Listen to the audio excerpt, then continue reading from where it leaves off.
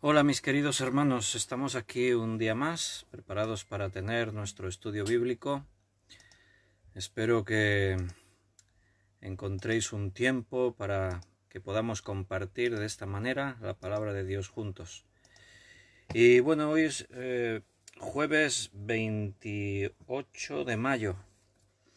Jueves 28 de mayo y son las 8 pasadas de la tarde. Así que aquí estamos preparados para nuestro estudio bíblico que hoy hemos titulado Las 10 vírgenes. Mientras ya os estáis conectando y veo ya hermanos conectados para seguir el directo a través de Facebook. También estos estudios se cuelgan en la página de YouTube de la iglesia. Así que bueno, los que ya estáis saludando, pues os correspondo en el saludo. Miriam, buenas tardes, y Cecilia también, buenas tardes. Me alegro mucho de poder veros un día más, que vayan sumando los días. Eso es bueno porque nos vamos acercando más y más al día en el que estaremos con el Señor. Y sumar siempre es positivo. Buenas tardes, María Luisa también, bienvenida. Y hoy habíamos titulado el estudio Las 10 vírgenes. Y yo os preguntaba ayer, ¿de qué serie de los que llevamos adelante, de qué serie será este estudio? Tenemos una serie que es Apocalipsis, tenemos otra serie que es la oración, tenemos otra serie en marcha que es las señales del fin en Mateo 24, 25. Y bueno, ahora hemos comenzado también un par de series, una acerca de matrimonios y otra acerca de solteros. Entonces, las 10 vírgenes, ¿de qué serie corresponderá? Y mientras, pues os sigo saludando. Beatriz, buenas tardes. Y Patricia, Juan Vázquez, Maritza, Juan Bermudo, buenas tardes. Bienvenidos a todos. Paco, Rosario, bienvenidos. Y Daniel también dice hola, bienvenido. Daniel es mi hijo. Ana Rita, también bienvenida. Buenas tardes. Bueno, pues ves abriendo tu Biblia en Mateo capítulo 25, porque ahí vamos a seguir. Esta parábola de las 10 vírgenes es la continuación del capítulo 24 de Mateo, donde Jesús estaba hablando de las señales del fin. Así que vamos a hacer una oración, vamos a presentarnos delante de Dios para que Él nos guíe en este estudio bíblico y comenzamos. Bienvenida también, Gloria. Señor, muchas gracias por este momento, esta oportunidad que nos das de sentarnos otra vez alrededor de tu palabra y pidiéndote que tú, Señor, nos des de tu luz, de tu entendimiento, llénanos de sabiduría, Señor, que todo lo que digamos y hagamos en esta tarde venga de ti y sea para darte a ti la honra y la gloria. Que el Espíritu Santo nos enseñe todas las cosas. Nos disponemos en tus manos, rogándote que tú tomes el control de todo lo que aquí hagamos para que tu iglesia sea edificada. Muchas gracias. Ayúdanos a entender esta parábola de las 10 vírgenes y recibir la enseñanza, el alimento espiritual para cada uno y para todos como iglesia. Te lo pedimos en el precioso nombre de nuestro Señor Jesucristo. Amén. Muy bien, amén. Bienvenido Benito, buenas tardes. Y Nancy López también, buenas tardes. Bienvenida. Pues dice Nancy, sería apocalíptico. Bueno, pues tiene que ver, es de las señales del fin, de Mateo capítulo 24. Como hemos dicho, las 10 vírgenes aparecen en el capítulo 25, pero es la continuación de lo que ya hemos estado estudiando en el capítulo 24. Recuerda que todo es un bloque de una de las enseñanzas que Jesús está dando, que viene como motivo, es la pregunta que los discípulos le han hecho a Jesús acerca de qué señales habrá, cómo sabremos que se acerca tu venida y el fin del mundo. Y entonces Jesús les da una serie de señales, y entre esas señales ya estuvimos estudiando muchas cosas, y ahora, como complemento a todas esas señales que él está explicando, ahora él deja alguna enseñanza también, y viene una ahora de pronto en forma de parábola. Jesús enseñaba en forma de parábolas. Hay muchas parábolas. Una de las series que yo tengo también de estudios bíblicos, que las he dado, a veces las hemos dado en la iglesia, y algunas iglesias que me invitan.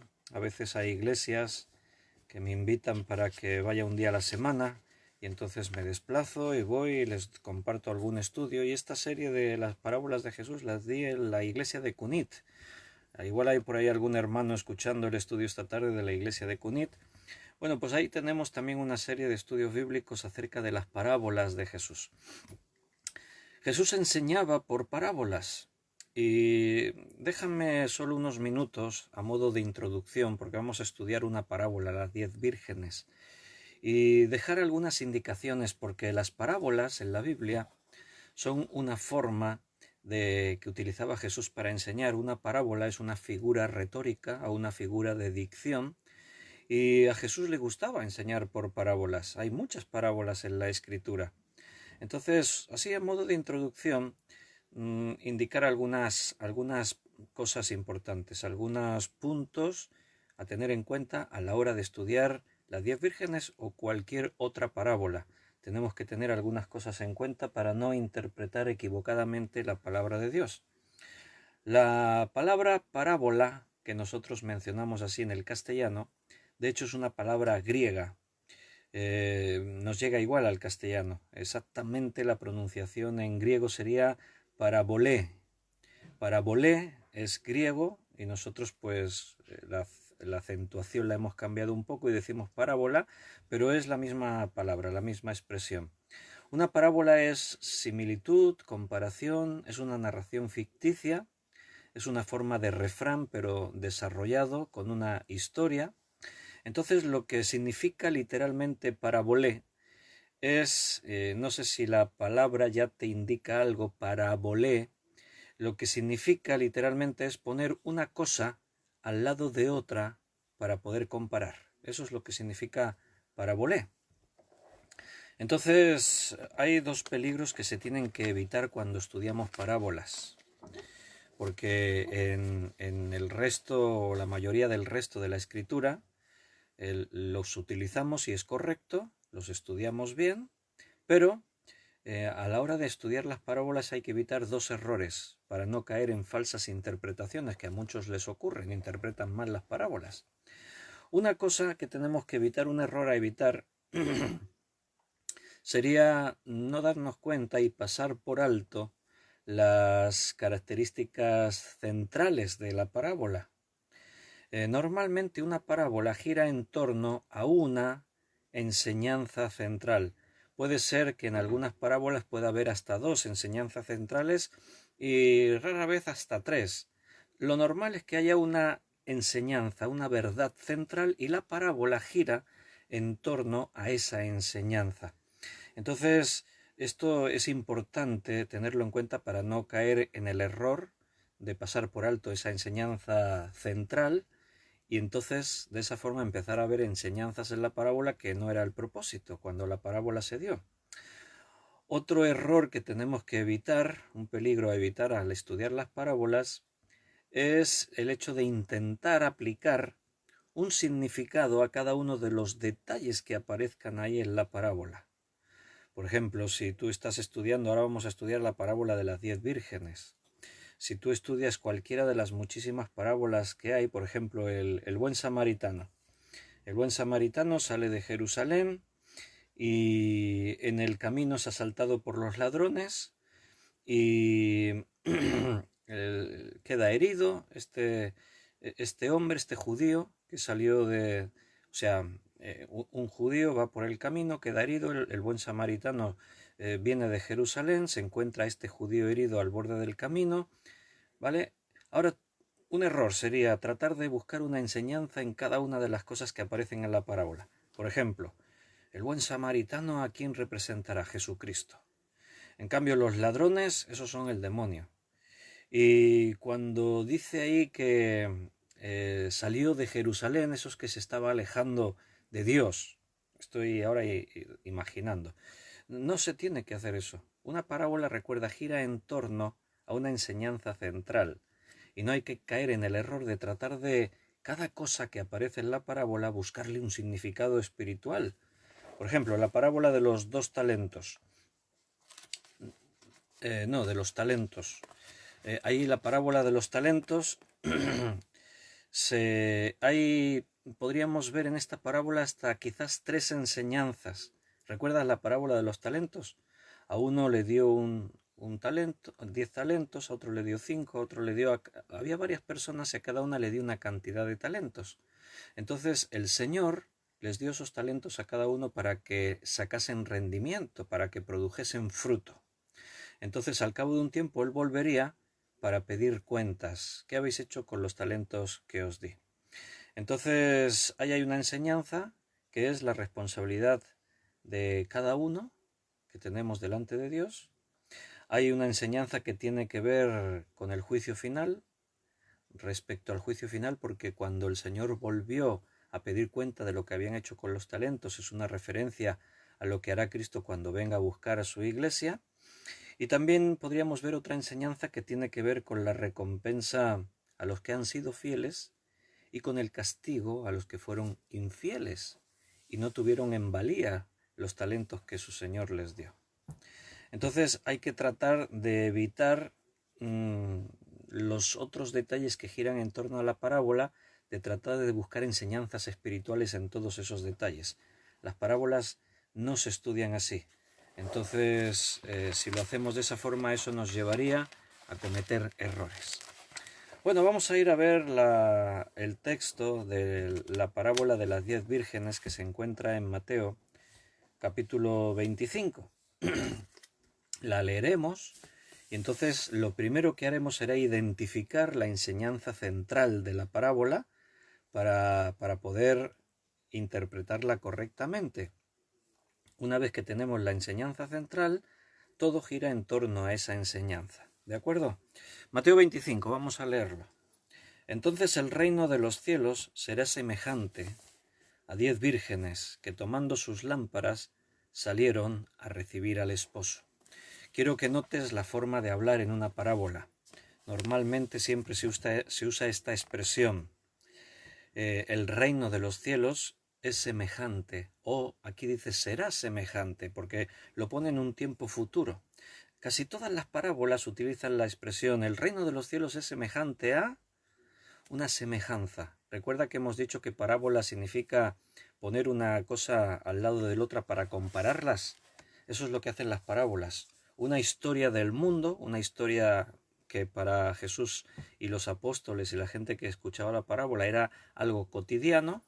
Él explicaba cosas que tenían que ver con la vida misma. Entonces cogía una de esas historias, la ponía al lado del reino de Dios y entonces sacaba la enseñanza para mostrarnos lo que es el reino de Dios, cosas que ocurren en el reino de Dios. Es semejante, esa palabra, semejanza, buscar la semejanza para recibir la enseñanza. Entonces dice que el reino de Dios será algo futuro, tiene que ocurrir todavía en el futuro. Será semejante a 10 vírgenes que tomando sus lámparas salieron a recibir al esposo. 5 de ellas eran prudentes y 5 insensatas. Las insensatas, tomando sus lámparas, no tomaron consigo aceite, mas las prudentes tomaron aceite en sus vasijas juntamente con sus lámparas. Y tardándose el esposo, cabecearon todas y se durmieron. Y a la medianoche se oyó un clamor: «Aquí viene el esposo, salid a recibirle». Entonces todas aquellas vírgenes se levantaron y arreglaron sus lámparas. Y las insensatas dijeron a las prudentes: «Dadnos de vuestro aceite, porque nuestras lámparas se apagan». Mas las prudentes respondieron diciendo: «Para que no nos falte a nosotras y a vosotras, id más bien a los que venden, y comprad para vosotras mismas». Pero mientras ellas iban a comprar, vino el esposo, y las que estaban preparadas entraron con él a las bodas, y se cerró la puerta. Después vinieron también las otras vírgenes, diciendo: «Señor, Señor, ábrenos». Mas él respondiendo dijo: «De cierto os digo que no os conozco. Velad pues, porque no sabéis el día y la hora en que el Hijo del Hombre ha de venir». Esta es la parábola de las 10 vírgenes. Recuerda que todo esto es la continuación de lo que en Mateo 24 hemos estado estudiando durante unas cuantas semanas, unos cuantos estudios bíblicos. Aquí hay una enseñanza central. No sé si la habéis identificado, la enseñanza central de la parábola de las 10 vírgenes. Pero la enseñanza central es esta: estar listo para cuando Cristo regrese a por los que son suyos. Tienes que estar listo, preparado para cuando Cristo venga. Cristo dijo que Él vendría, y ten por cierto que vendrá. Estamos estudiando la otra línea de estudios paralela a esta, es Apocalipsis. Y estamos en el capítulo 22. Y en ese capítulo 22 son varias veces las que Cristo dice: he aquí yo vengo pronto. He aquí yo vengo en breve. Si Cristo dice que Él viene, ten por seguro que viene. Dios no miente, Dios no dice las cosas porque sí, por decirlas. Cuando Dios dice algo, lo cumple, siempre fue así. La Biblia está llena de promesas que Dios hizo y todas se cumplieron. La Biblia está llena de profecías que el Señor anunció que ocurrirían y todas, sin excepción, se cumplieron. Ahora nos quedan poquitas para que se cumplan. Y evidentemente la que más esperamos con todo nuestro corazón, la que más anhelamos que se cumpla, es la venida de Cristo. Esa ya es una seña de por sí de estar preparados, estar esperando que el esposo venga. Otra enseñanza que se podría ver en esta parábola, aunque la enseñanza principal es esta, estar preparado para cuando Cristo regrese, pero otra enseñanza que se podría ver aquí es cómo vivir hasta que Cristo regrese. Eso es algo que también aparece en esta parábola. Es otra de las cosas que salen aquí, en este texto. Mira, no pierdas el punto de lectura aquí en Mateo 25, porque vamos a volver en un momento, pero quiero que leas un versículo que se encuentra en Hebreos capítulo 9, versículo 28. Hebreos 9, 28. Vamos a leerlo. Tenéis todos vuestra Biblia, ¿no? Y los que tomáis nota ahí con vuestros cuadernos y todo. Pues en Hebreos 9, 28 dice: así también Cristo fue ofrecido una sola vez para llevar los pecados de muchos y aparecerá por segunda vez, sin relación con el pecado, para salvar a los que le esperan. Una de las cosas que sobresalen en esta parábola es que hay que estar esperando. Ese es el tema central de la parábola. Esa es la enseñanza alrededor de lo que gira todo en estas palabras que Jesús dijo. Cristo se ofreció una sola vez, fue ofrecido. Cristo vino a este mundo, estaba profetizado que Él vendría. Mira, el pueblo judío no reconoció la venida de Cristo. ¿Sabes por qué? Porque ellos confundieron acerca del anuncio en las Escrituras, las profecías que decían que Cristo vendría. Y ellos confundieron las profecías. Había dos profecías en relación a la venida de Cristo. Una tenía que ver con su primera venida, la otra tenía que ver con la segunda venida. El pueblo judío mezcló y se quedó más con la idea de la segunda venida. Ellos esperaban a un Mesías que viniese montando el caballo de guerra, el caballo blanco, y viniese para destruir a sus enemigos y liberarlos de los que los oprimían. Y esto va a ocurrir en la segunda venida. Pero antes de eso, la palabra de Dios habló de la venida del Cristo, el Mesías, con un propósito: morir en la cruz.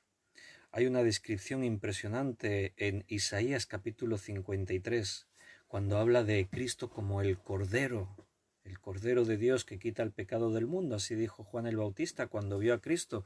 Sin duda, cuando Juan el Bautista estaba bautizando y vio a Cristo acercarse y dijo: he aquí el Cordero de Dios que quita el pecado del mundo, sin duda el texto de Isaías estaba vivo en su mente, en su corazón.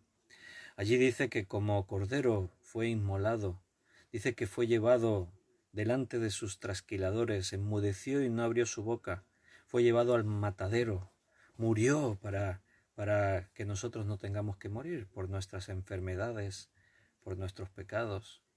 Entonces el Antiguo Testamento describía a un Cristo como hombre que venía a morir como sacrificio por todos nosotros. Eso estaba en la Escritura.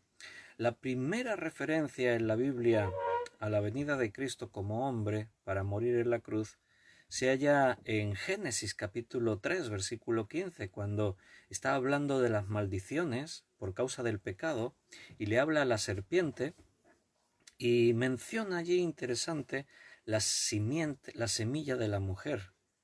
La semilla de la mujer, dice, esta te herirá en la cabeza, le dice a la serpiente, y tú le herirás en el calcañar. Y curioso que el calcañar es una parte del pie que queda herida cuando uno es crucificado. Cuando Cristo fue crucificado quedó herido en el calcañar. Satanás hirió a Jesús de esa forma. Pero dice que la simiente de la mujer heriría a la serpiente, a Satanás, en la cabeza. Esa es una herida de muerte. Esa es la primera referencia. Justo nada más que el hombre ha pecado, ya aparece la esperanza de que un día vendría Jesucristo para morir por todos nuestros pecados y que de esa manera nosotros tengamos vida. Si quieres lo miramos directamente de ahí de la Escritura, el versículo como lo dice literal, Génesis 3:15, y pondré enemistad entre ti y la mujer, entre tu simiente y la simiente suya, la simiente de la mujer. Esta, la simiente de la mujer, te herirá en la cabeza y tú le herirás en el calcañar. Ahí está esa referencia. Se considera la primera referencia mesiánica en la Biblia y justo después, inmediatamente después de que el hombre pecase. Entonces ahora en Hebreos 9:28 dice que Cristo ya fue ofrecido una sola vez. Cristo no se va a ofrecer más de una vez, ya fue una sola vez. ¿Por qué dice una sola vez? Porque el pueblo de Israel sacrificaban una y otra vez los corderos, porque esos corderos eran el recordatorio, o mejor dicho, el anuncio de que un día Cristo vendría y moriría por todos. Sería el cordero, una sola vez moriría, para llevar los pecados de muchos, dice. Pero dice ahora, y aparecerá por segunda vez.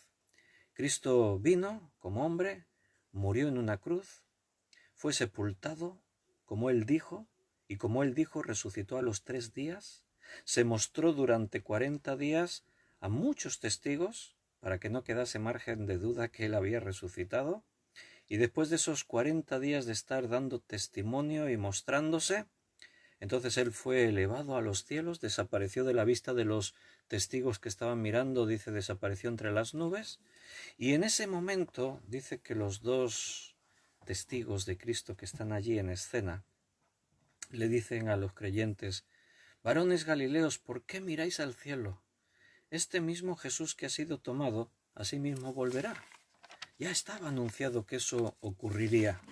Estaba la promesa. Jesús lo dijo, lo dijeron de él esos 2 testigos en el momento de la ascensión a los cielos. Es uno de los temas principales de la predicación de Pablo en la Biblia. Constantemente la Biblia está haciendo referencia a ese momento en el que Cristo va a volver a buscar a su iglesia.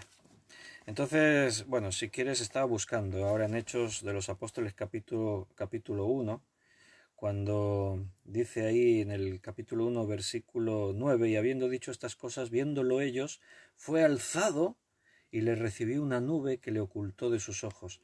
Y estando ellos con los ojos puestos en el cielo, entre tanto que él se iba, he aquí se pusieron junto a ellos 2 varones con vestiduras blancas, los cuales también les dijeron: varones Galileos, ¿por qué estáis mirando al cielo? Este mismo Jesús que ha sido tomado de vosotros al cielo, así vendrá, como le habéis visto ir al cielo. La venida de Jesús es uno de los principales temas en la Biblia, la segunda venida de Jesús. Por eso dice en Hebreos 9:28, y aparecerá por segunda vez sin relación con el pecado para salvar a los que le esperan. Ahora ya no viene la segunda vez para morir otra vez y cargar con el pecado de muchos. No, ahora viene para salvar, para reunir a los que ya son salvos, a los que Él ha conocido. Entonces, bueno, nota que el tema está muy extendido en toda la Biblia. Es nuestra esperanza creer la promesa de que Cristo va a volver, va a venir a buscarnos, a los que somos sus hijos. Él vendrá, lo prometió, ¿Y la iglesia qué hace? Lo espera, estamos esperando. Entonces tenemos ahí otra vez en Mateo 25 la parábola y tenemos alguna pregunta. ¿Quién son las 10 vírgenes? ¿Quién es el esposo? Esas son las dos primeras preguntas que tenemos que resolver en esta parábola. ¿Quiénes son las 10 vírgenes? Bueno, pues tenemos las 10 vírgenes en dos grupos. Entonces podríamos decir de entrada, las 10 vírgenes son personas. Y después esas 10 vírgenes se agrupan de dos formas, 5 y 5. Dos clases de personas. Tenemos que ir viendo así punto por punto y clarificando para recibir la enseñanza. ¿Quiénes son las 10 vírgenes? Personas. ¿Y qué clase de personas? Prudentes e insensatas. Dice que 5 eran prudentes, 5 eran insensatas. Ahora vamos a comentar un poco más eso. Pero tenemos que responder otra pregunta. ¿Quién es el esposo? Bueno, y ahí pues yo creo que esta sí es fácil de responder. ¿Quién es el esposo? El esposo en esta parábola toma la figura de Jesucristo. Jesucristo es el esposo que ha convocado a la boda a las vírgenes y estos son personas y hay un grupo de personas que lo esperan y hay otro grupo que no lo esperan. Recuerda que venimos del capítulo 24 de Mateo. Siempre para entender bien un texto hay que comprender el contexto. Y al llegar a esta parábola, nosotros ya venimos de estudiar todo el capítulo 24, así que tenemos ya el terreno abonado para poder comprender bien lo que significa la parábola de las 10 vírgenes. Porque aquí la pregunta sería, ¿por qué dijo Jesús esta parábola? Y la siguiente, porque la parábola siguiente es la parábola de los talentos. Entonces, ¿qué quiso decir Jesús al enseñar esta parábola y la siguiente? Bueno, esto es consecuencia de lo que él ha dicho ya en el capítulo 24. ¿De qué trató el capítulo 24? De las señales que tienen que ver con su venida. Jesús dijo, cuando veáis estas cosas, sabed que está a las puertas mi venida y el fin del mundo. En ese orden, primero la venida de Cristo, después a continuación el fin del mundo. Prudentes e insensatas. En el griego, las palabras para traducir prudentes e insensatas son estas. La palabra que se ha traducido al castellano en Reina Valera prudentes, la palabra griega es frónimos, así como suena, frónimos. Frónimos significa eso, sensato, significa sagaz, significa cuerdo, significa alguien que está teniendo en cuenta lo importante, alguien que valora la verdad y la cumple. Las personas prudentes que aquí describe Jesús, las 5 vírgenes, representan a un grupo de personas prudentes. Esas personas prudentes, frónimos en el griego, son gente sensata. ¿Qué entiendes por una persona sensata? En Reina Valera, el traductor utilizó prudente e insensato. Podía haber dicho sensatos e insensatos, pero así queda más literariamente, es más correcto. Prudentes e insensatos. Porque en este caso, frónimos también significa sensato, sagaz, cuerdo. O sea, no es una persona que vive en su fantasía. No es una persona que no tiene un fundamento, se deja llevar, como dice la Escritura, por todo viento de doctrina. No es una persona que vive pues en la insensatez de no reconocer la verdad y cumplirla. La palabra insensatas, aquí en el griego, la palabra es moros. Y moros significa necio, significa fatuo, significa, uno de los significados me resulta así curioso porque uno de los significados es aburrido, moros. Aquí se tradujo por insensato, es correcto. Pero para ampliar más la idea, también significa necio, fatuo, aburrido. Dice allí en un salmo que dice el necio en su corazón, no hay Dios. Bueno, esos son los insensatos de esta parábola. Aquellos que a pesar de tener la evidencia de que Dios existe, aquellos que seguramente han escuchado el Evangelio, alguien les ha predicado y les ha dicho, Cristo vino a morir por tus pecados y volverá una segunda vez a buscar a los que son suyos. Y habiendo escuchado esto, lo niegan. Esa es una persona necia. Una persona necio también se puede traducir por tonto, absurdo. O sea, las personas que, escuchando la verdad, la rechazan. Viven así como aburridos. También significa eso, moros. Bueno, dice que entonces el reino de los cielos es semejante a 10 vírgenes que tomando sus lámparas salieron a recibir al esposo. Ya tenemos una idea de que esas 10 vírgenes representan dos clases de personas, personas prudentes, personas insensatas, personas frónimos, personas moros. Y que el esposo, al que salen a recibir, el esposo está representando a Cristo. 5 de ellas eran prudentes, 5 insensatas. Ahora fíjate, versículo 3 y 4. Las insensatas tomaron sus lámparas, no tomaron consigo aceite, mas las prudentes tomaron aceite en sus vasijas juntamente con sus lámparas. Mira, la escena que aquí Jesús está describiendo, recuerda que una parábola es un episodio, una escena de la vida misma, de lo que en el entorno social en el que Jesús está explicando estas palabras todos conocen perfectamente, todos sabían cuando Jesús hablaba del sembrador, cuando Jesús hablaba de el hijo pródigo, cuando Jesús utilizaba estas parábolas, todo el mundo, los detalles que él describía eran familiares para ellos. Entonces aquí se está describiendo la escena de una boda de pueblo, una de las bodas que se realizaban en los pueblos. Aquí las vírgenes posiblemente, porque algunos se confunden, y es lo que antes decíamos, recordad que una parábola se tiene que estudiar según unas reglas de interpretación. Aquí algunos se confunden y dicen, pero hay 10 vírgenes. ¿Quiere decir que era una boda del esposo con 10 esposas? No es eso. Cuando tú tratas de ver todos los detalles de la parábola y tratar de buscar una explicación para todos los detalles, entonces se caen en esos errores.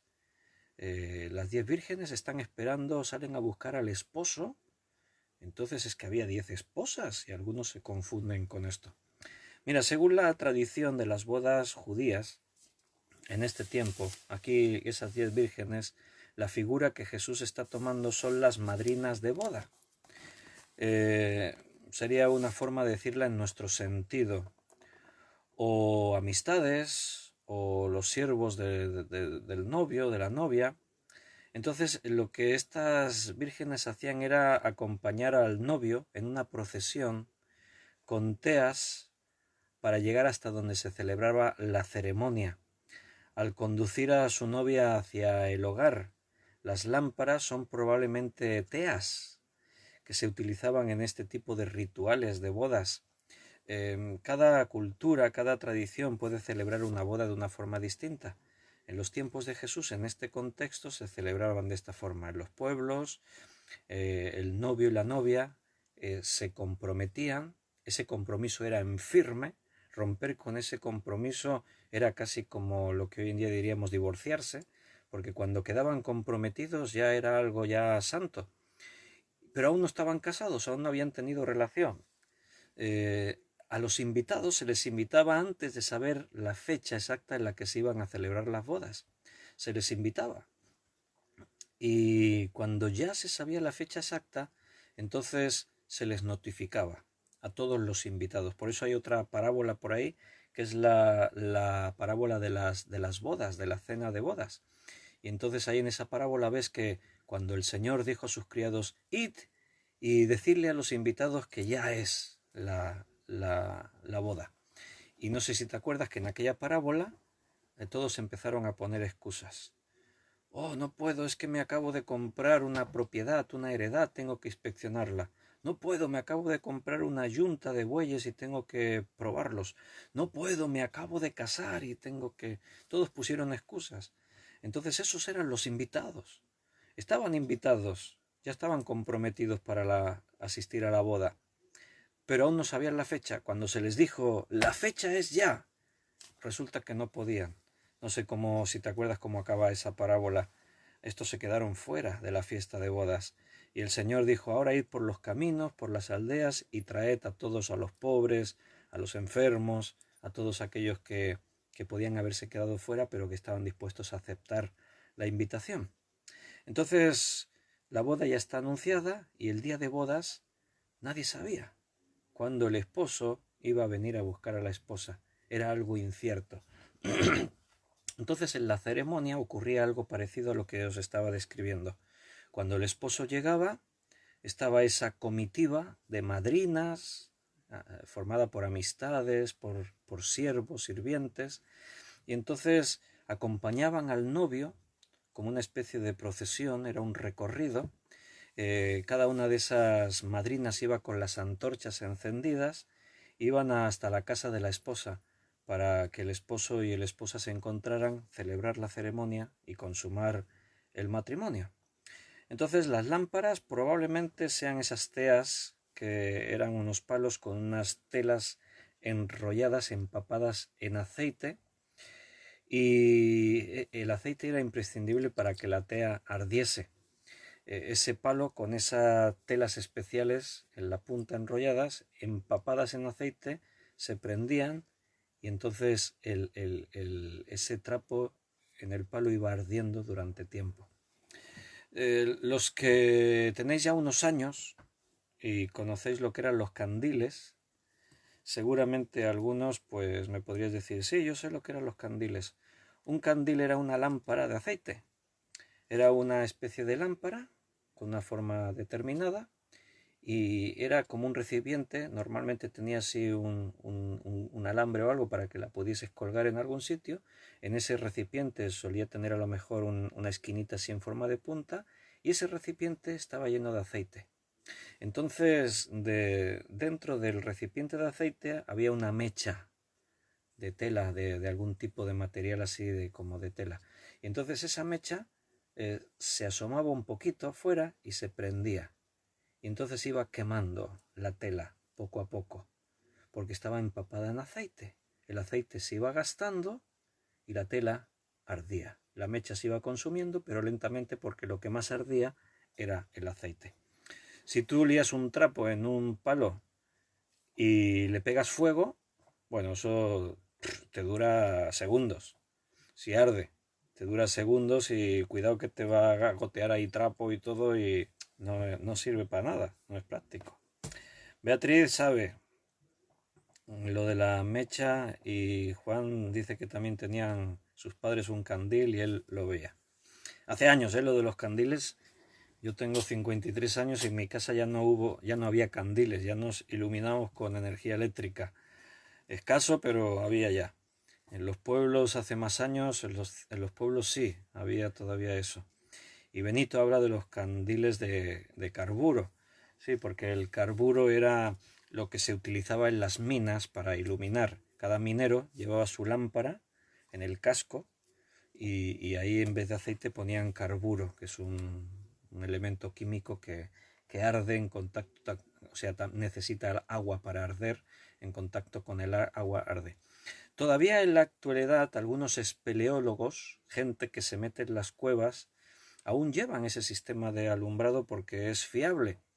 La iluminación eléctrica puede fallar. Tú estás en una cueva. Una vez estábamos en el Pirineo y... Espera, perdonadme que estoy enchufando la tablet, que me ha salido un anuncio ahí que le queda poca batería, que no se nos vaya a cortar el estudio. Estábamos en el Pirineo y hay una cueva.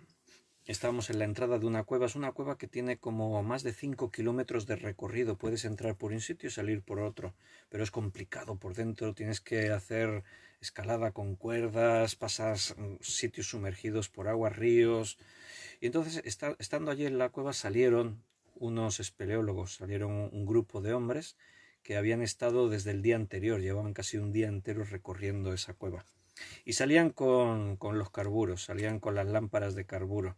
Allí en el mismo arroyo se entretuvieron en rellenar con agua y eso.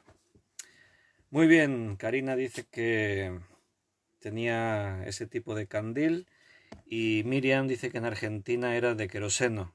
Claro, ya estaban más avanzados ahí en Argentina, ya utilizaban el queroseno, un combustible más. Bueno, pues esas lámparas que Jesús hace referencia en la parábola, bueno, pues esas lámparas seguramente son esa especie de teas con trapos empapados en aceite para poder acompañar al novio en ese ritual. Si llega el novio y ellas no están preparadas, sus trapos no están con el aceite, no pueden acompañarle. No pueden participar de las bodas. No pueden ser parte de ese acontecimiento. Entonces es imposible. No se puede. Entonces,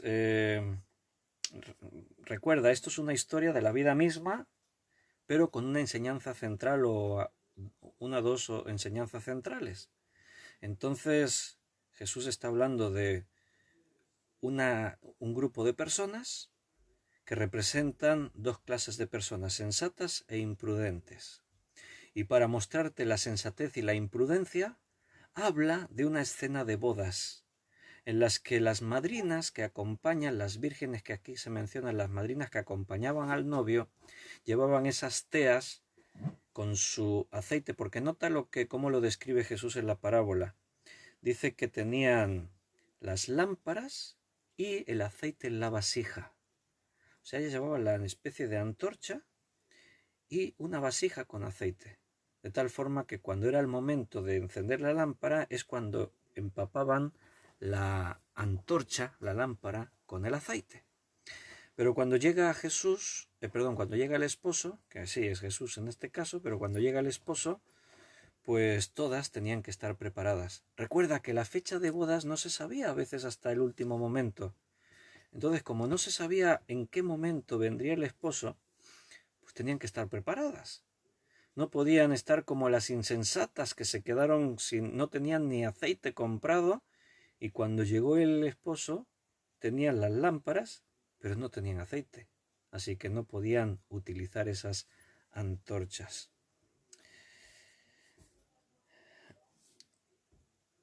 Dice en un comentario que tenía ahí de un diccionario bíblico, mencionaba este detalle, que normalmente esas vasijas eran individuales y tenían el aceite suficiente para cada una alimentar su propia lámpara, su propia tea, de tal manera que si se compartiese ese aceite no alcanzaría para las dos para cumplir todo el recorrido y el ritual que se tenía que hacer. O sea que Jesús está explicando una historia que todos entienden perfectamente, todos han visto muchas veces esa escena de bodas, cuando las vírgenes están con sus lámparas preparadas y llega el esposo para que lo acompañen a buscar a la esposa, y que cada una lleva su recipiente con el aceite y alimenta su propia lámpara. Todo eso estaba en la mente de cada uno de los que están escuchando la parábola de Jesús, porque lo habían visto muchas veces. Todos están entendiendo. Claro, es que estas fueron unas insensatas. Estaba el anuncio de bodas, que el esposo vendría, y no se tomaron la precaución de tener ya sus vasijas con aceite. Cuando dijeron que el esposo viene, entonces les entró la prisa. ¿Qué hacemos? A las que tenían, dadnos un poco de aceite para que nosotras... Y las otras le respondieron, no por egoísmo, no, es mío, no te lo puedo compartir. No, con sensatez, eran prudentes. No os podemos dar, la cantidad que tenemos es la que necesitamos para nuestra lámpara. Si os damos, por eso la historia explicada así ahora seguro que te va dando sentido. Dice, ahora entiendo. Por eso les dicen, si os damos aceite, Dice, más las prudentes respondieron, para que no nos falte a nosotras y a vosotras, id más bien y comprar.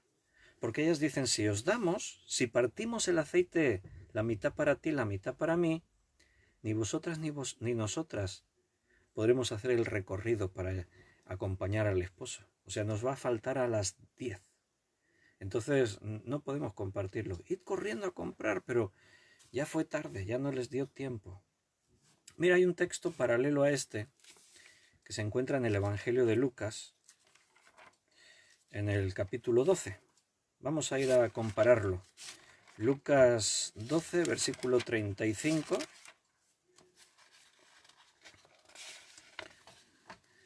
Lucas 12, 35, ahí en adelante hasta el 40. Dice, es lo que se conoce como la parábola del siervo vigilante, pero es paralela a la de las 10 vírgenes. La enseñanza es la misma. Dijo Jesús, estén ceñidos vuestros lomos. Estoy en Lucas 12, 35.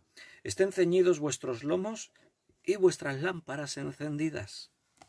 Y vosotros sed semejantes a hombres que aguardan a que su señor regrese de las bodas, para que cuando llegue y llame, le abran enseguida. Bienaventurados aquellos siervos a los cuales su señor, cuando venga, halle velando. De cierto os digo que se ceñirá y hará que se sienten a la mesa, y vendrá a servirles. Y aunque venga a la segunda vigilia, y aunque venga a la tercera vigilia, si los hallare así, bienaventurados son aquellos siervos. Pero sabed esto, que si supiese el padre de familia qué hora el ladrón habría de venir, velaría ciertamente y no dejaría minar su casa. Vosotros pues también estad preparados, porque a la hora que no penséis, el Hijo del Hombre vendrá. Muy bien, esta es una parábola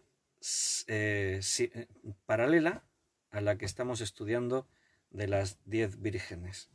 En este caso, incluso menciona las parábolas que Jesús mencionó en Mateo 24, el contexto de la parábola de las 10 vírgenes, porque la venida del Hijo del Hombre será como ladrón en la noche.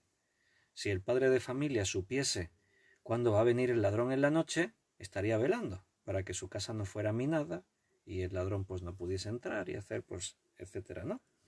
Aquí dice en el texto que hemos leído en Mateo 25, en el versículo 5 dice, y tardándose el esposo. ¿Recuerdas lo que dice segunda de Pedro 3:9? Igual a alguien le vino a la cabeza al decir yo que Cristo tarda en venir. Segunda de Pedro 3:9 dice, el Señor no retarda su promesa, según algunos la tienen por tardanza, sino que es paciente para con nosotros, no queriendo que ninguno perezca, sino que todos procedan al arrepentimiento. Claro, los que ya hemos creído y esperamos al Señor, pues ya tenemos prisa. Señor, ven a buscar tu iglesia, y es bueno tener ese deseo. Amén, sí, ven, Señor Jesús. Pero dice que Dios no retarda su promesa como algunos tienen por tardanza. El Señor tarda. No, porque Él está retrasando todavía su venida porque aún hay oportunidad de salvación. Él está esperando que algunos crean y sean salvos. Aún es tiempo para que las personas se arrepientan y crean. Casi 2000 años desde que Cristo se fue y prometió que volvería.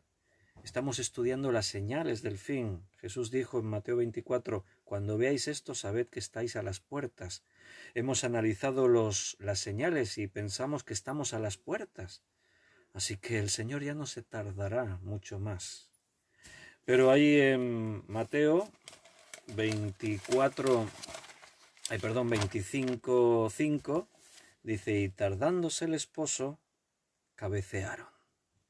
Todo tiene su tiempo. Decíamos también ayer en el estudio de la bendición de estar solteros, todo tiene su tiempo. Dios tiene su tiempo, el día y la hora, para que Cristo venga a buscarnos. Recuerda siempre que todo sucede según el plan de Dios. Dios tiene un plan para todas las cosas y Él tiene dentro de su plan el día fijado y la hora de su venida. Ahora quiero que te fijes en el detalle de la segunda parte del versículo 5, y tardándose el esposo, cabecearon todas y se durmieron. ¿Cuántas de las 10 vírgenes se durmieron?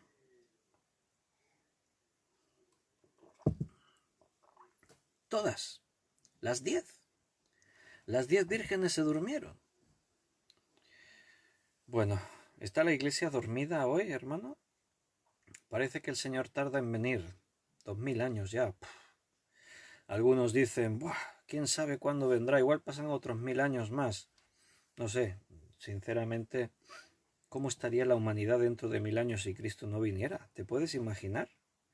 Si en pocas décadas, en la revolución en la que nos encontramos viene de hace 20, 30 años, como mucho.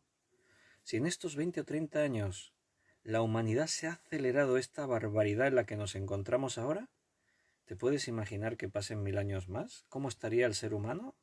Impensable, o sea, inimaginable. No 1000 años, 100 años. A la velocidad que van las cosas, pero no todo, no solo a la velocidad que va lo bueno, podíamos, entre comillas, bueno, sino a la velocidad que va también la depravación, la degeneración moral, espiritual. Al ritmo que vamos, la humanidad no le queda mucho.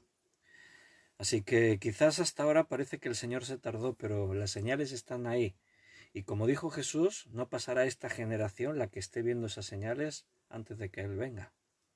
Así que debemos estar, como dijo Jesús, a las puertas. Es interesante que dice que todas se durmieron. Y el problema grave no fue que todas se durmiesen, sino que no tenían aceite. Mira, puede ser que la iglesia esté algo dormida, por no decir del todo. Son tiempos complicados, hermanos. En esta serie de las señales del fin, hemos estado viendo y analizando que realmente el tiempo que nos toca vivir es muy complejo. La iglesia está dormida. ¿Cómo entenderíamos ese concepto, la iglesia dormida? Bueno, una iglesia dormida es la iglesia que no está despierta. ¿Qué entenderíamos por despierta?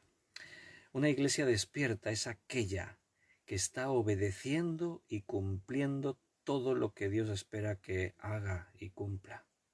Una iglesia despierta sería aquella que vive 100% predicando el Evangelio a tiempo y fuera de tiempo, como decía Pablo. Una iglesia que lo está dando todo, que vive con una intensidad tremenda cada día en las cosas de Dios. Yo miro y tristemente, hermano, me da la sensación de que realmente hoy la iglesia está dormida. Esa sería otra de las señales para saber que nos acercamos al fin. El hecho de ver que aún las vírgenes, las personas prudentes, aquellas que esperan al Señor, al esposo, a Cristo, aún éstas también están dormidas. No sé si a ti te da la sensación que a mí me da a veces. A mí me da la sensación que estamos así como aletargados. Estamos, no sé, como en una situación así de confusión. Es como que nos falta claridad para percibir las cosas, para que la sabiduría que viene de Dios fluya. Es una situación extraña. A veces, pensando en esto, me acuerdo de la película de las Crónicas de Narnia.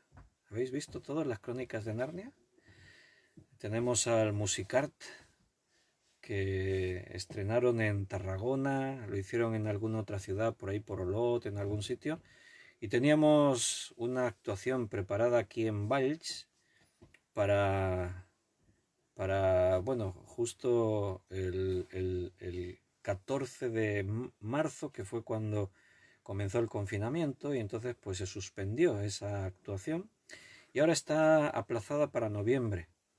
Si Dios quiere y esto del COVID-19 se va arreglando y se levantan las prohibiciones, pues en noviembre se realizaría aquí. Va sobre las Crónicas de Narnia. Yo me acuerdo una de las escenas de las Crónicas de Narnia, No era del primer libro, la primera película, era de otra más adelante, no recuerdo cuál. Pero que los viajeros que van por ahí buscando unas cosas y eso, llegan a una isla y en esa isla entran y descubren unas mesas llenas de alimentos, de comida, estaban repletas de... Era impresionante, todo tipo de manjares, estaba todo repleto, todo abundante, todo allí. Igual no, cuando ven toda aquella comida se sientan a la mesa y se ponen a comer. Ellos iban con una misión, estaban de paso, no se podían quedar ahí, pero vieron tanta comida, estaba aquello tan agradable, era como un paraíso. Y se quedaron ahí y se pusieron a comer. Y entraron como en una especie de letargo. Quedaron como, así como, eh, ¿cuál sería la palabra? No me sale ahora. Quedaron así como encantados. Quedaron así como con un hechizo. Se quedaron ahí como dormidos. Estaban bien. Comían, bebían, disfrutaban de un entorno agradable. Pero era todo como un espejismo, era un engaño. Y estaban ahí, pasaban los días y los días y los días, y como que no querían salir de ahí. El objetivo se había olvidado. Daniel, mi hijo, dice que es La travesía del viajero del alba, el libro. Y Gloria nos recuerda que es el 1 de noviembre, el musical Valls. Estaban ahí como aletargados. A mí me da la sensación esa, que vivimos en este siglo XXI con todas las distracciones, el entretenimiento, todas estas pantallas, los videojuegos, los vídeos de YouTube, las series televisivas, el cine, el deporte, vivimos en un mundo en el que estamos tan saturados de información y hay una oferta tan grande de entretenimiento que es como si caminamos así aletargados. Javi dice hipnotizados, buena palabra, como hipnotizados. Estamos ahí. Bueno, una de las señales del fin, todas se durmieron. Dice cabecearon. Interesante, ¿eh? Cuando Jesús utiliza todos esos detalles, son dignos de tener todos en cuenta. Se entiende lo que es cabecear, ¿no? Seguro que vosotros no habéis cabeceado nunca. En la iglesia seguro que no.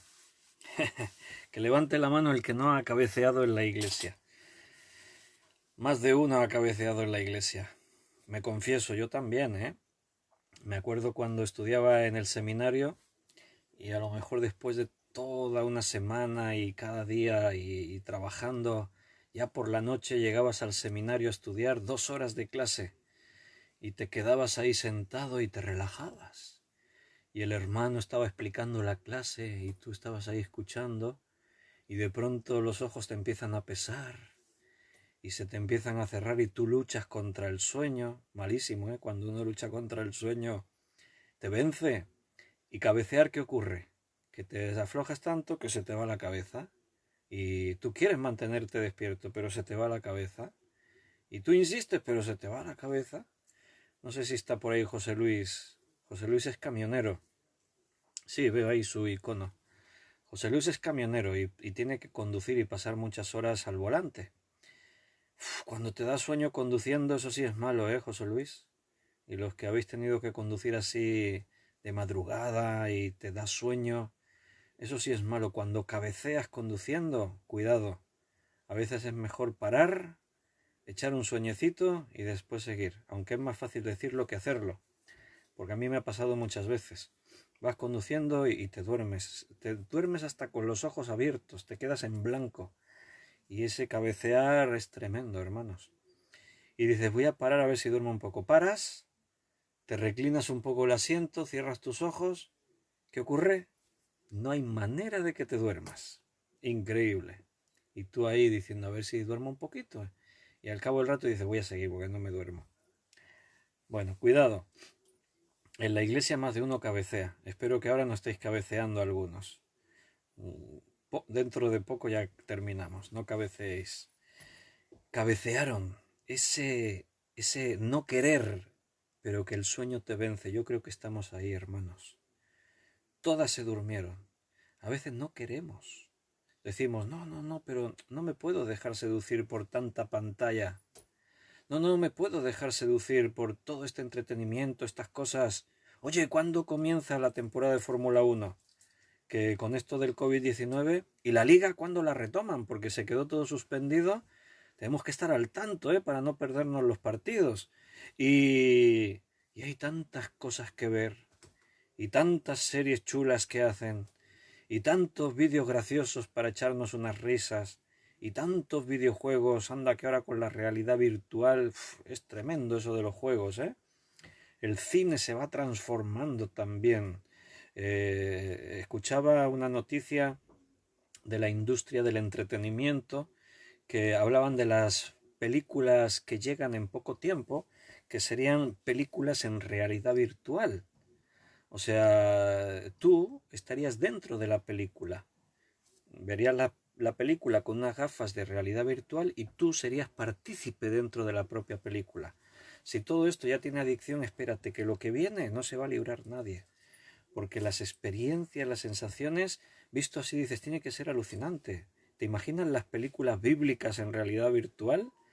Jesús de Nazaret, en realidad virtual, tú metido dentro de la película y con tu gafa de realidad virtual mirando por aquí, viendo a Jesús, mirando para allá a los apóstoles. Y según lo que tú haces en la película, si decides tirar por aquí o tirar por allá, la película tiene diferentes tramas a seguir. Vivimos en un tiempo que estamos dormidos y aunque no queremos, cabeceamos. Porque este mundo nos absorbe, hermanos. Esa corriente que decíamos que lleva el mundo, que no te olvides, controla Satanás, está diseñada para eso, para que estemos dormidos. Para que estemos así sin darnos cuenta de lo que es importante. José Luis dice que ha pasado pueblos y ciudades sin enterarse, dormido, con el camión en piloto automático. Ha pasado pueblos y ciudades sin enterarse. Cuidado, José Luis, cuando te dé mucho sueño, para el camión y échate un sueñecito, que es peligroso, eso de dormirse en la carretera al volante. Bueno, a mí me ha pasado eso, pero por ir sumergido en mis pensamientos, sin enterarme. Entendí lo del refrán que dice, se ha pasado 3 pueblos. Lo entendí perfectamente. Un día que venía de Barcelona de dar una clase del seminario, y a mí me pasa eso, que cuando me meto en el coche no me desconecto de la clase, sigo con mis pensamientos y me siguen viniendo textos. Y tenía que haberles compartido a los hermanos aquel pasaje buenísimo que dice, y de pronto me pongo a hablar con el Señor. Señor, qué tremendo, ¿no? Desde Barcelona a mi casa hay 100 kilómetros, por autopista es 1 hora más o menos. Y Valls está aquí en este sitio y yo vengo de Barcelona, y entonces el primer pueblo que indica Vilarrodona es la primera salida que yo debo tomar para llegar a Valls. Entonces iba metido tanto en mis pensamientos con el Señor, con la palabra, los estudios, no sé qué, que de pronto me pasó como José Luis, pasé varios pueblos sin enterarme. Entonces reaccioné y dije, ¿dónde estoy? Me parece que me he pasado la salida. Digo, me parece que me pasé la salida de Vilarrodona. Me pasé la de Vilarrodona, la del Pla de Santa María y salí en Montblanc. O sea, me pasé 3 pueblos. Entonces entendí. Ahora entiendo lo de pasarse 3 pueblos. Vas ensimismado en tus pensamientos y te pasas y ni te enteras. Bueno, Javi dice 40 toneladas moviéndose solas el camión. Uy, qué peligro, José Luis. ¿Se entiende, verdad, hermanos, eso de cabecear? Qué riqueza la palabra de Dios cuando hasta en esos pequeños detalles hay advertencias. Cuidado, hermanos, que estamos cabeceando. Alguno ya dejó de cabecear, está dormido profundamente. No sé dónde estamos, si muy dormidos o cabeceando, pero hay que despertar. Hay que estar atentos. Velando es la palabra que la Biblia nos exhorta y una y otra vez, que no sabéis a la hora que viene. Velad, sed sobrios, sed prudentes. Tenemos que estar ahí con todos nuestros sentidos. Pero bueno, todas se duermen, y en el versículo 6 dice que a la medianoche se oyó un clamor. Aquí viene el esposo, salid a recibirle. No lo estaban esperando. Y fue una sorpresa. ¿Qué? ¡Ya! ¡Ya llega! ¡Ya es el esposo! ¿Qué hora es? ¡Medianoche! ¿De qué día? ¿Qué año? Estaban dormidas. Mira un momentito lo que estudiamos el otro día en Primera de Tesalonicenses 5.2. Vamos a recordarlo. Primera de Tesalonicenses 5.2. El otro día estudiamos este pasaje. Decía ahí, porque vosotros sabéis perfectamente que el día del Señor vendrá como ladrón en la noche, que cuando digan paz y seguridad, entonces vendrá sobre ellos destrucción repentina, como los dolores a la mujer encinta, y no escaparán. Mas vosotros, hermanos, no estáis en tinieblas, para que aquel día os sorprenda como ladrón, porque todos sois hijos de luz e hijos del día, no sois hijos de la noche ni de las tinieblas. Por tanto, no durmamos como los demás, sino velemos y seamos sobrios. Pues los que duermen, de noche duermen, y los que se embriagan, de noche se embriagan. Pero nosotros somos hijos del día. Seamos sobrios, habiéndonos vestido con la coraza de fe y de amor y con la esperanza de salvación como yelmo, porque no nos ha puesto Dios para ira, sino para alcanzar salvación por medio de nuestro Señor Jesucristo, quien murió por nosotros para que, sea que velemos o sea que durmamos, nota, vivamos juntamente con Él. Por lo cual, animaos unos a otros y edificaos unos a otros, así como lo hacéis. Bueno, tenemos que estar, lo lógico, como dice este pasaje, a ver, lo lógico es que somos hijos de la luz, hijos del día. No tenemos que estar dormidos, porque es de día. Esa ilustración que hace Pablo, él utiliza una enseñanza.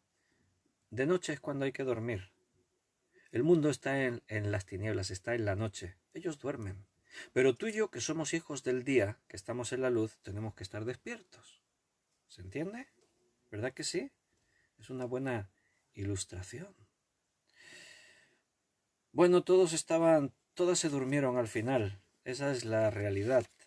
Y entonces llegó el esposo y las encontró durmiendo.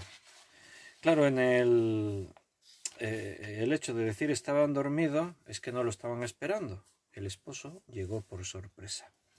Versículo 7. Entonces todas aquellas vírgenes se levantaron, todas.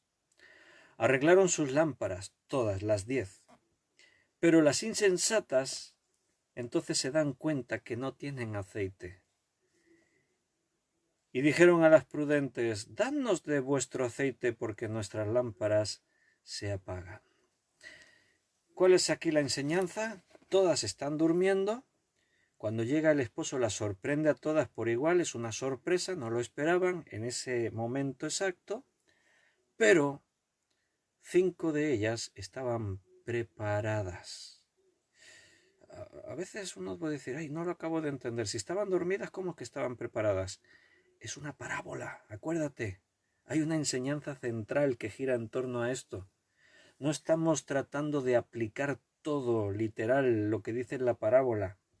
Aquí hemos visto una enseñanza, hemos reflexionado sobre el hecho de que todas se durmieron, a la idea de que en este tiempo quizás estamos así como aletargados y cabeceando como adormecidos, pero no es literal que dormimos como que no estamos preparados para recibir al Señor. Aquí la preparación tiene que ver con el aceite, tener aceite. Y había 5 de ellas que sí tenían aceite, o sea, estaban preparadas. Les pilla por sorpresa la venida, esa es la enseñanza de decir estaban dormidas. No se lo esperaban. ¿Ya? Sí.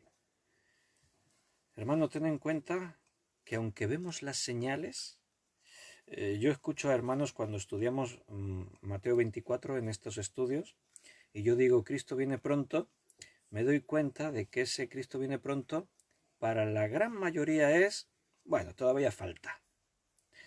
Yo a veces conversando con hermanos después de estudios de este tipo, te das cuenta que muchos dicen, hombre, sí, pero cuando se dice es posible que venga esta noche, pero esta noche no va a venir.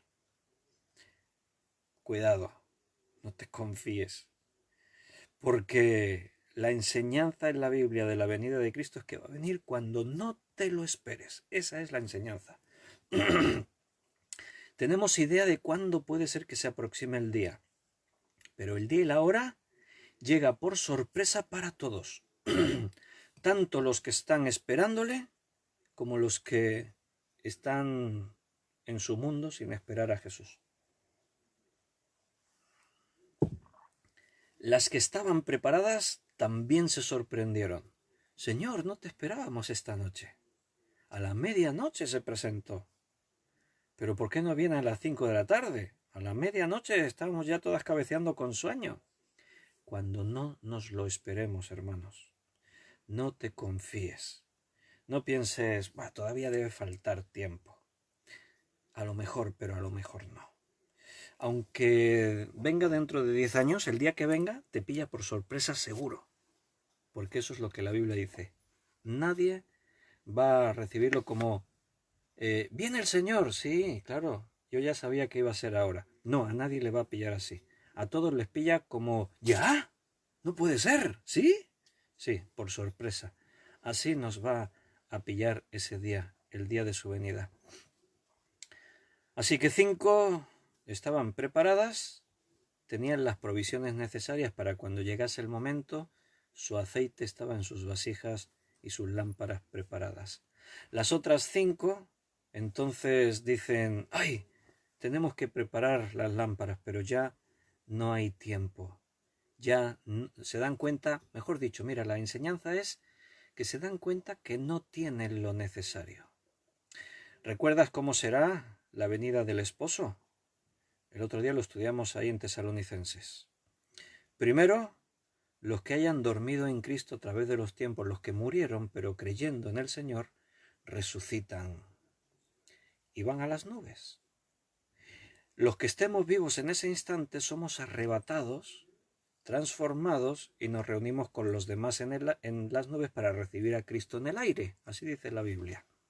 Cuando se produce ese instante, las que no están preparadas es que de pronto muchos incluso habrán escuchado el Evangelio, muchos asistían a iglesias, espero que no sea tu caso, mi hermano, y de pronto cuando se dan cuenta de lo que ha pasado, cuando un día por la mañana escuchan las sirenas de las policías, ambulancias en las calles, oyen a la gente corriendo por cualquier sitio, ponen la televisión, los canales y se encuentran un mundo en caos y la noticia es no sabemos lo que está pasando, pero parece que es común en todo el planeta, millones de personas han desaparecido en todas partes del globo terráqueo. Y en ese instante tú dices, ¡el arrebatamiento de la iglesia! ¡Ay! ¿Qué hago? ¿Qué hago para que me vaya con el Señor? Lo siento, no estabas preparado. No tenías aceite. Voy corriendo a comprarlo. No, es tarde. Ya no tienes nada que hacer. Eso es lo que esta parábola enseña. La enseñanza principal es esta. Tenemos que estar preparados para el día en el que Cristo venga a buscarnos. La atención de la parábola se sitúa en el aceite. Hay una pregunta, ¿qué representa el aceite en la Biblia? Es un elemento que aparece mucho en toda la Biblia. En el Antiguo Testamento, en el Nuevo Testamento, el aceite de oliva. Nosotros que vivimos aquí en el clima mediterráneo, en otros países, ¿consumís aceite de oliva? Los hermanos que están por ahí en Ecuador, en México, en Estados Unidos, ¿en dónde más? El aceite de oliva lo soléis utilizar. Aquí en España el aceite de oliva es de uso diario. O sea, consumimos aceite de oliva cada día en casa, cada día para todo, para cocinar, para las ensaladas.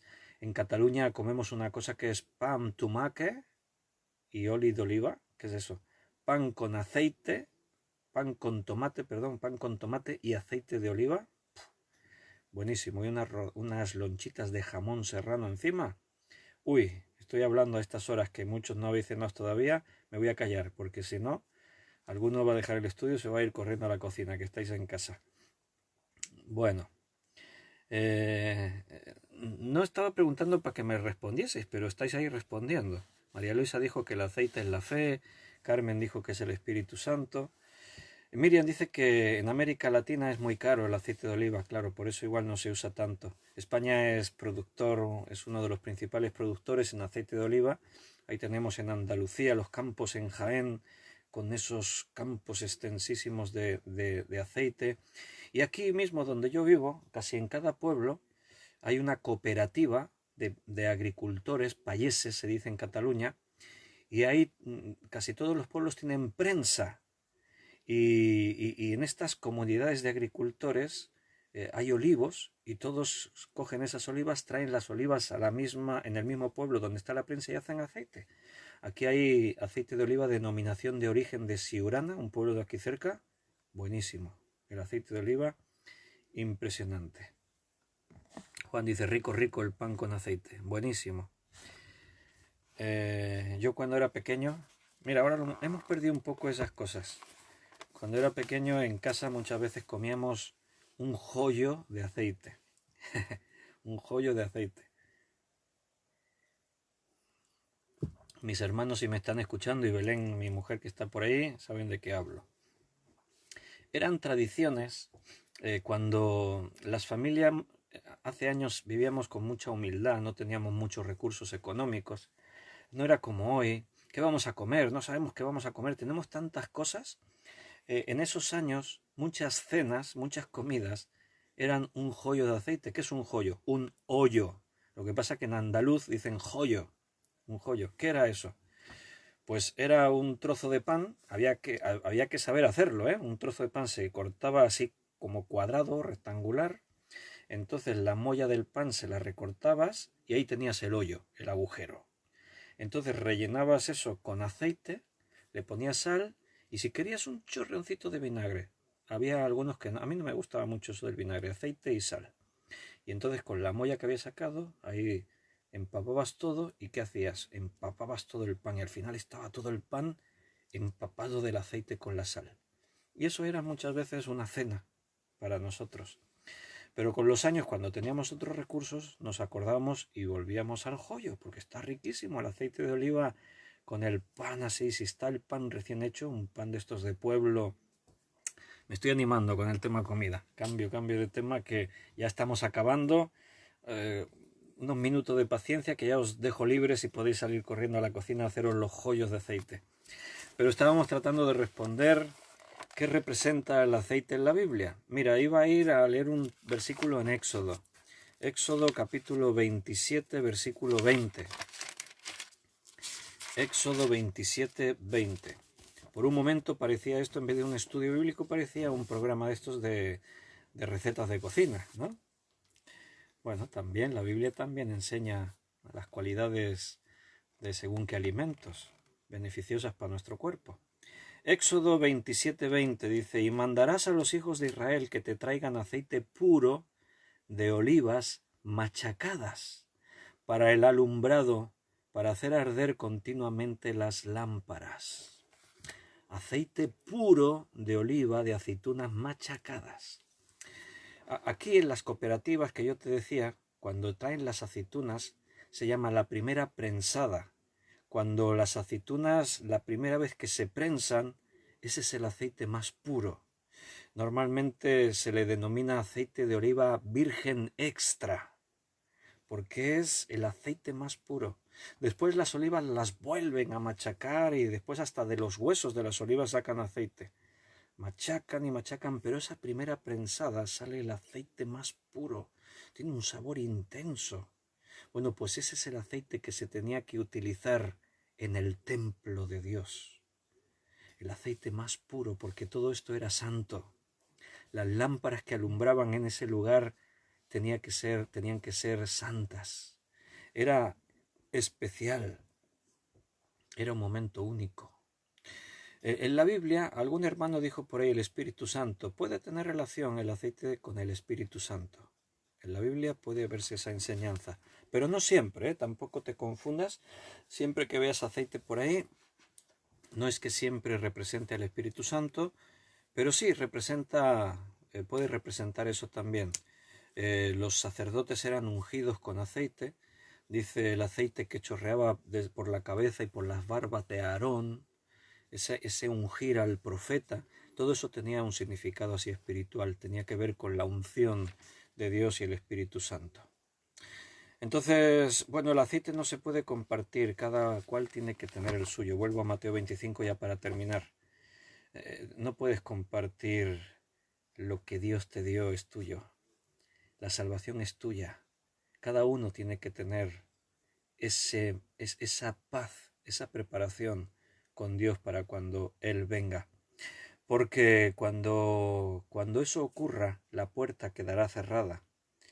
Mas las prudentes respondieron, versículo 9, para que no nos falte a nosotras y a vosotras, id más bien a los que venden y comprad para vosotras mismas. Pero mientras ellas iban a comprar, vino el esposo, y las que estaban preparadas entraron con él a las bodas, y se cerró la puerta.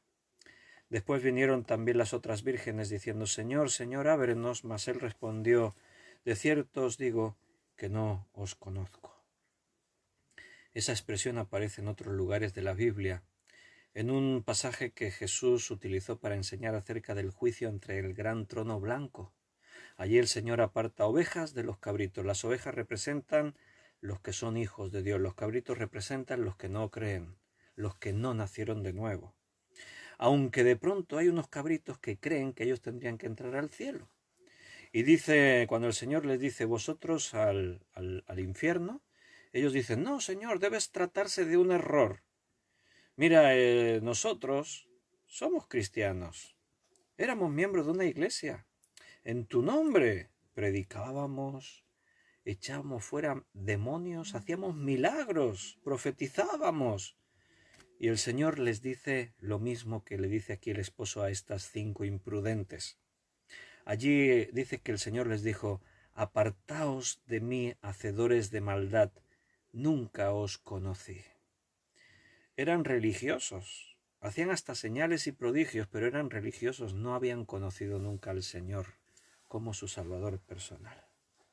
De cierto os digo que no os conozco. Cuando la puerta se cierre, nadie más podrá entrar al arca. ¿Te acuerdas de Noé y el diluvio? Como en los días de Noé será la venida del Hijo del Hombre, dijo Jesús. Que todos comían y bebían, se casaban y se daban en casamiento, hasta que vino el diluvio y se los llevó a todos. Entonces, mientras el agua se los iba llevando, alguno igual gritó, ¡Noé! ¿Dónde estás? ¡Abre la puerta del arca! La puerta del arca la cerró Dios, dice allí en Génesis. Y hasta que no tocó el arca tierra y podían salir, la puerta no se volvió a abrir. Cuando el Señor se lleve a su iglesia, la puerta estará cerrada. En ese primer viaje nadie más entra.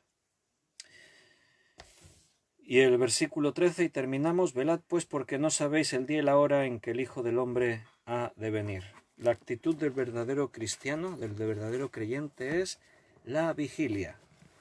Velad es una palabra griega, en griego la palabra es gregoreuo,